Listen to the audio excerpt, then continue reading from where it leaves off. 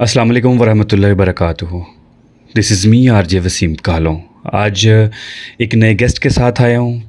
आज एक नए दोस्त के साथ आया हूँ और इनके साथ मेरा थोड़ा सा पर्सनल रिलेशन भी है, सियासत से हट के भी है। हैदर अली वड़ाइच साहब गुजरा के जो एमएनए हैं, चौधरी खालिद जावेद वड़ाइच साहब उनके साहबजादे हैं और बड़ी अच्छी बड़ी बड़ी मज़े की तबीयत के मालिक हैं। बाकी आज इनकी तबीयत देख लेंगे, थोड़ा गर्म भी कर लेंगे इनको बातों में चेक भी कर लेंगे किस तरह की तबीयत रखते हैं। हमें तो वैसे पता है किस तरह की, आपको दिखाना है किस तरह की तबीयत रखते हैं। तो माशाल्लाह से आज आपको दिखाएंगे कि इनकी तबीयत कैसी है। तो कैसे हैं जनाब, आप थोड़ा तारुफ भी करवाएं आवाम को। अल्लाह का शुक्र है, अल्हम्दुलिल्लाह वसीम भाई, बहुत शुक्रिया जनाब, आपने कीमती वक्त में से टाइम निकाल लिया, हमारे लिए आए हैं इधर पॉडकास्ट बनाने के लिए।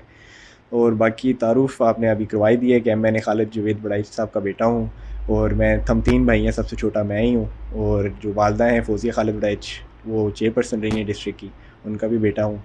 और इसके अलावा भाईजान आप बताएं, आप बताएं आज क्या तबीयत के बारे में जानना चाहेंगे? तबीयत के बारे में देखना आज की ज़िंदगी कैसे गुजारा है जनाब। इतना बड़ा घर शर होता है बंदे का, जो है एमएनए ज़ाहिर है कि ज़िंदगी गुजारी होती है। खैर आपके तो एक पर्सनल बिजनेस भी है, हर तरह के आप लोग तो पहले ही सेटल डाउन थे शुरू से, बंदा को कह ही नहीं सकता आगे के पहले मॉडर्न सियासत जाके सौखे हो गए ने। ये तो एक सिंपल सी बात, सबको पता है, ढकी छुपी बात तो है नहीं जी। तो आप तो माशाल्लाह स्टडी भी अब्रॉड करके आए हैं, अभी कर भी रहे हैं आई थिंक सो। थोड़ा स्टडी का तो बताएं मुझे। स्टडी का भाईजान मैंने ओ लेवल्स किया था फैसलाबाद से, एलजीएस से, और उसके बाद फिर मैं यूनिवर्सिटी के लिए अमेरिका चला गया था। तो अभी मेरे 2 साल कंप्लीट हो गए हैं। इंफॉर्मेशन सिस्टम मेरा मेजर है, तो आगे बस 2 साल रह गए कंप्लीट करने में। उसके बाद इंशाल्लाह आगे बिज़नेस फील्ड के अंदर ही आऊँगा। और सियासत में फ़िलहाल आने का भी कोई इरादा नहीं है। सियासत में आपका दिल नहीं करता वैसे आने का? नहीं, मेरा आने का दिल इस लिहाज से है कि मैं बस हेल्प करना चाहता हूँ, लेकिन अगर मुझे उसकी सीट के लिए ज़रूरत उसकी नहीं है। अल्लाह का शुक्र है, वालिद साहब हैं, भाई हैं, वालदा हैं, तो मेरा यही है कि मैं इनको जितना सपोर्ट कर सकूँ at the back and support करूँ। सियासत में आने का फ़िलहाल इरादा तो कोई नहीं है। ज़हन ही नहीं बनाया शुरू से? ज़हन देखें, सियासत किसी टाइम पे भी इंसान कर सकता है, बिल्कुल ऐसे है। लेकिन उससे पहले मैंने कहा कि मैं अपनी एक वैल्यू बनाऊँ, ठीक है, अपनी अलग से वैल्यू बनाऊँ, ग्रोथ बनाऊँ। यानी आप ये नहीं चाहते कि मुझे अब्बा के नाम से जाना जाए उस लेवल के, मैं थोड़ी सी अपनी भी बना लूँ कि लोग ये ना कहें कि वाला साहब के पैसे से आगे बढ़ा है, अपनी मेहनत से आगे है। अपनी मेहनत से, हाँ जी, करना चाहिए ना।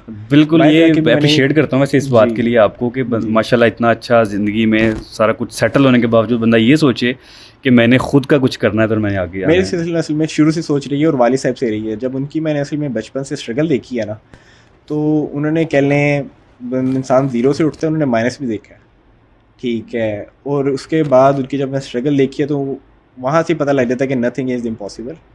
जब उनकी स्ट्रगल देखी है कि कैसे कैसे हालात उन्होंने फेस किए, इसके बावजूद वो स्ट्रॉन्ग थे, ठीक है, उनकी विल पावर अच्छी थी, उन्होंने मेहनत लगन के साथ काम किया और अल्लाह का शुक्र अल्हम्दुलिल्लाह। और वो सारी विल पावर आप में जो है आगे डिलीवर हुई है। मोटिवेशन है मेरे लिए, इंस्पायरेशन है वालिद साहब मेरे, होनी भी चाहिए। और इस तरह के वालिद साहब असल में, मैं अक्सर जब बात करता हूँ ना, हम लोग आपस में डिस्कशन करते हैं गुजरा की सियासत को लेके, पाकिस्तान की सियासत की बात नहीं करूँगा जी, तो हम लोग कहते हैं गुजरा के अंदर शख्सी वोट पड़ते हैं जी। और आपके वालिद साहब को जो वोट पड़ते हैं ना, मेरे हिसाब से सबका अपना अपना एनालिसिस होता है, मेरे हिसाब से उन्हें शख्सी वोट पड़ते हैं जी, अल्लाह का शुक्र, उनकी अपनी ज़ात के पड़ते हैं। और वो किसी भी पार्टी का अगर झंडा उठा लेंगे तो उन्हें वोट पड़ जाएंगे, ये नज़र आता है हमें। हाँ जी, ये तो अल्लाह का अल्हम्दुलिल्लाह अल्लाह का शुक्र है और ये प्यार है जी वहाँ का ये। और इसको बनाने के अंदर, इसको बिल्डअप करने को, इस रेपुटेशन को बड़ा टाइम लगा है। उनकी 90 से शुरू हुए कि इधर उनके वालिद साहब मतलब मेरे दादा बू मर्डर हुए, फिर उसके बाद आगे वो सियासत में आने का एट दी वेरी स्टार्ट कह लें, कहते थे एज भी इवन आपको पता चले, सबको बताते हैं कि इवन उनकी एज पूरी नहीं थी इलेक्शन लड़ने के लिए। और उसके बाद कारोबार उस छोटी उम्र में खुद संभाला, आड़त वगैरह का काम था गला मंडी के अंदर, वो उन्होंने संभाला। तो उनकी जो एक रेपुटेशन बिल्ड उन्होंने की ना एक ओवर द पीरियड टाइम, ठीक है, वो बड़ी उनकी एक मेहनत थी। तो वहाँ से जब मैं देखता हूँ ना कि उनकी माशाल्लाह क्या क्या स्ट्रगल उन्होंने की, क्या नहीं की, तो वहाँ से जज्बा भी पैदा होता है कि मैं सारा काम आगे खुद करूँ। अगर वो कर सकते हैं तो हम क्यों नहीं कर सकते। अच्छा, ये चीज़ मैं यही आपको जो आपकी बात में जज कर रहा था कि आपने जो बात की कि मैं पहले ख़ुद का करना चाहता हूँ, तो फिर अगर देखा जाए तो उन्होंने सेम वही चीज़ें की हैं कि पहले ख़ुद को बिल्डअप किया है, पहले अपना बिज़नेस सेट किया है, पहले अपना वैसे नाम बनाया थोड़ा, उसके बाद जो है वो पॉलिटिक्स में आए और इस चीज़ से आगे खुद को लेके चले हैं। जी, अल्लाह का शुक्र है भाईजान। उनका कह लें जो कह लें गोल्डन पीरियड था, वो था तहसीन लाज़मी का दौर, जो आज भी सब याद करते हैं, जिसमें उन्होंने 16 नंबर चलाया, फिर पूरे गोजले को मॉडल काफ़ी काम किया करवाया था।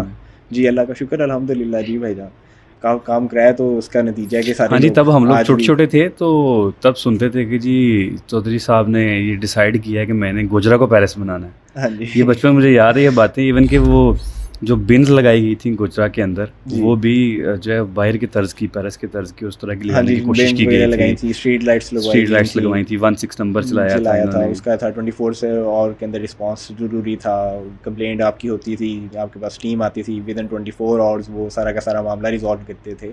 तो काफ़ी उन्होंने मेहनत की थी। बल्कि मुझे वाला साहब बता रहे थे कि तब तो वो वाकई गोल्डन ईरा ही था कि अगर कोई बंदा बात नहीं सुन रहा होता था ना तो एक कंप्लेन करने की देर थी कि बंदा बात नहीं सुन रहा हाँ तो जी कहते हैं कि खाला साहब दौड़ा लगा देते बंदे दियां, गल क्यों नहीं सुन रहे। हाँ जी तो एक गली का बंदा भी अगर कॉल करता था 16 पे तो उसकी भी सुनी जाती जी, थी। और अल्हम्दुलिल्लाह। वैसे वो सीन दोबारा आया नहीं, देखा जाए, बाद में क्योंकि उसको आगे कैरी ऑन नहीं कर सके कर नहीं सके और उसको। बड़ा कह लें एक किस्म का अफसोस भी होता है, क्योंकि उन्होंने एक चीज़ बनाई थी, उसको आगे कैरी ऑन नहीं कर सका कोई भी आगे सिस्टम, एसीज डीसी हो गए या फिर अगला पार्क भी उन दिनों में शायद उस दौर में शायद बना है। जी जी, बहुत पार्क छोटे थे वगैरह हम भी तो, हाँ जी खैर बनवाए थे, मुझे अंडरपास भी। क्या बाद में जिसमें कमेटी का जो रोल होता है ना, बड़ा एक असल में एमएनएज एमपीएस का काम है लेजिस्लेशन, ठीक है, लॉ बनाना। लेकिन हमारे यहाँ सिस्टम इस तरह का बन चुका हुआ है कि सारी expectation M N M P से होती है डेवलपमेंट के रिलेटेड, हालांकि असल काम वो म्यूनसिपल कमेटीज़ का है, लोकल गवर्नमेंट का है, बिल्कुल ऐसे। ठीक है। लेकिन वो अलग बात है कि हमारे पाकिस्तान में वो निज़ाम चल ही नहीं रहा, जो कि हमारी बहुत बड़ी बदकिस्मती है। मतलब जब अभी रिसेंटली 2015 16 17 वगैरह में इसके अंदर जब ये ज़िला कौंसिल हमें आई है, वालदा मेयर बनी, डिस्ट्रिक्ट नाज़म बनी टोबा की, तो उसके अंदर तकरीबन 60 से 70 करोड़ था रेवेन्यू जो जनरेट करता था टोबे से, मतलब टैक्स कलेक्शन होती थी। तो वो वाली साहब 1 अरब से प्लस ले गए थे, ठीक है। इतना ज़्यादा उसमें इतना माशाल्लाह ज़्यादा, मतलब उसमें जो नई चीज़ें अकाउंटेबिलिटी में आ रही थी वो उन्होंने वो अकाउंट्स में डाली कि भाई ये भी यहाँ से कॉलोनियाँ कट रही हैं, उनके हो रहे हैं, फ़लाँ जगह दुकानें हैं उनके किराए, ठीक है, फ़लाँ जगह ज़मीन अगर हमारी डिस्ट्रिक्ट की इस्तेमाल हो रही है तो उसके भाई ठेकेदार, सारा कुछ अलग अलग जगह से भाई उन्होंने रेवेन्यू की स्ट्रीम बनाई और उसको 1 अरब से ऊपर लेके गए। हालांकि वो वही बड़े फंड शॉर्ट से पीरियड के लिए हो रहे बहुत हैं। शॉर्ट, हाँ जी, तकरीबन 2 साल रहे थे। उसके बाद इमरान खान साहब की जब हुकूमत आई इन्होंने ख़त्म कर दिया था। तो इसलिए उन्होंने बड़ा मेहनत की इसके ऊपर, और चाहते तो अगर वो सिस्टम कैरी ऑन कर लेते तो हमें बिलफर्स फेडरल से या प्रोविंशियल हुकूमत से फंड्स की ज़रूरत नहीं पड़ सकती। वो खुद अपना सारा निज़ाम टोबे अपना का बोझ उठा डेवलपमेंट सकते होल्ड थे। खुद उठा सकते हैं। लेकिन बस ये बदकिस्मती आगे कोई उसको निज़ाम को ले नहीं चल पाते। असल में मैंने एक चीज़ नोट की है कि अक्सर ये हो जाता है कि अगर शहर के अंदर अच्छा बंदा आ जाए ना जी तो ऊपर की हुकूमत नहीं उस लेवल की होती। हाँ जी ऊपर की हुकूमत अच्छी आ जाए तो शहर का बंदा कोई और लग जाता है। जी तो ये भी थोड़ी सी जो है ना वो काम ख़राब हो जाता है, हाँ क्योंकि जी जाहिर है अब बंदा अपना देख के तो वो फंड्स जारी करते हैं। हाँ जी ठीक है, जी अब आपके जो वाले साहब हैं वो तो हम जब से हम देख रहे हैं वोट डालना शुरू किया है तब से तो वही एमएनए है। जी ठीक है, अब ऊपर हुकूमत किसी की भी आए यहाँ तो यही एमएनए रहने हैं हाँ ना। जी ठीक है, तो ज़ाहिर है फंड्स उसी हिसाब से जारी करेंगे, देखेंगे अब अपना हुआ बंदा था है। ना जब 2018 में इलेक्ट हो गए तो सुई गैस के कई काम थे, सीवरेज के कई काम थे, वो रुक गए। उन्होंने कहा कि यहाँ पे एमएनए जी नून लीग का है तो इसलिए यहाँ पे नहीं इन्होंने डेवलपमेंट करवानी। अब वो जब हुकूमत चेंज हुई है तो अब वही सारे काम दोबारा, फंड्स वगैरह जो तब के पड़े हुए थे, मंजूरियाँ हुई थी, एक्सेप्टेंस आई हुई थी उनकी, ठीक है, प्रोजेक्ट्स की, लेकिन वो हो नहीं रहे थे। अब जाके दोबारा शुरू है। ये निज़ाम जो पाकिस्तान का हमारे असल में ट्रेंड बन चुका है ना, ये भाई वसीम बहुत, और जब मैं बाहर जाके पढ़ रहा हूँ देखा उनका सिस्टम, ना उधर किसी को सेनेटर का पता, ना किसी को, मतलब जिस तरह हमारे इधर एमएनए एमपी उनके वहाँ पे सेनेटर्स वगैरह, उनके अंदर कोई तसव्वुर ही नहीं है कि आपको कोई काम पड़ गया है किसी सरकारी इदारे में और आपको किसी का फ़ोन करवाना पड़ रहा है। मतलब उनका जो सिस्टम है, हम लोग उस लिहाज से बहुत पीछे जा चुके हुए हैं।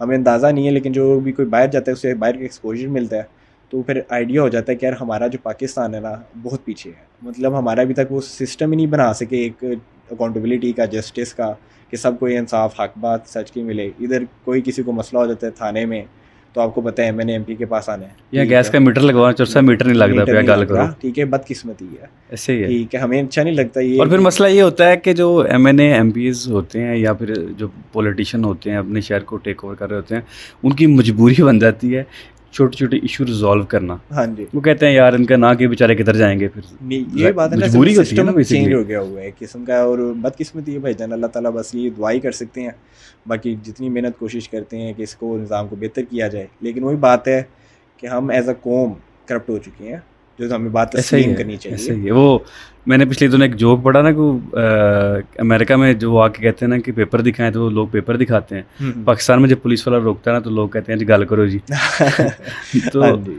वो गाली करवाते हैं जनाब, गाली यहाँ करवाते हैं। यहाँ पे यही सूरत हाल है। जी ये तो अभी अभी तो काम माशाल्लाह काफ़ी गुजरा के अंदर कराया जा रहा है दोबारा। जी अल्लाह का तो शुक्र। ये जो तब का पेंडिंग था ये वो वाला है या ये अब जी जी जी नए सिरे से किया जी जा रहा है? ये पहला पेंडिंग था, जो अंडरपास बन रहा है वो अब रिसेंटली हुआ है। वो रिसेंटली नया है। हाँ जी नया है, बाकी इसके रोड्स अलावा हैं, अब तो जैसे समझ ये नहीं आ जो रही ना कि किस किस का पूछा जाए, क्योंकि बहुत जगह पे काम हो हाँ रहा जी है, अल्लाह का शुक्र है मोहल्लों में हो रहा है, गाँव के अंदर हो रहा है, जी। सड़कें हो रही हैं। अब तो जिस तरफ जा रहे हैं वो सड़क जनाब वो खाड़ी हुई है, नहीं बन रही है जी। हाँ जी तो मैं तो हैरान हूँ, मैंने कहा हर तरफ ही हो रहा है। हाँ जी अल्लाह का शुक्र है अल्हम्दुलिल्लाह। इसका मतलब ये पुराना काम करवाया जा रहा है, जी जी ये नए वोट लेने का कोई टैक्ट नहीं है। हाँ जी ये पुराने काम ही थे जो मंजूर हुए पुराने थे जो उस पेंडिंग दौर हुए के। थे। अभी भी तकरीबन 40 से 50 गाँव थे, ठीक है, वो भी कह लें सुई गैस उनमें लगनी थी, मंजूर हुई थी, फंड्स उनके आगे थे, लेकिन वो आगे क्या था कि जी एमएनए नून लीग का है तो इसलिए यहाँ पे नहीं काम डेवलपमेंट होना, बैन लगाया हुआ था।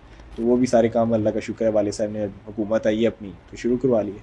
गैस तो ऐसे गैस आपने छोड़ी नहीं है, तकरीबन पीछे गोजरे के अंदर 10 को गाँव ही मेरे ख्याल से रह जानी है। जितनी आपने गैस दी थी पिछू गैस मुक गई। हाँ जी हर जगह गैस मुखालफों को गैस हो जानी है। हो सकती है, हो सकती है ऐसा, क्योंकि वो देख रहे हैं ना कि हर जगह पाइप गैस की जनाब, जी। जहाँ मर्जी गैस ही गैस है।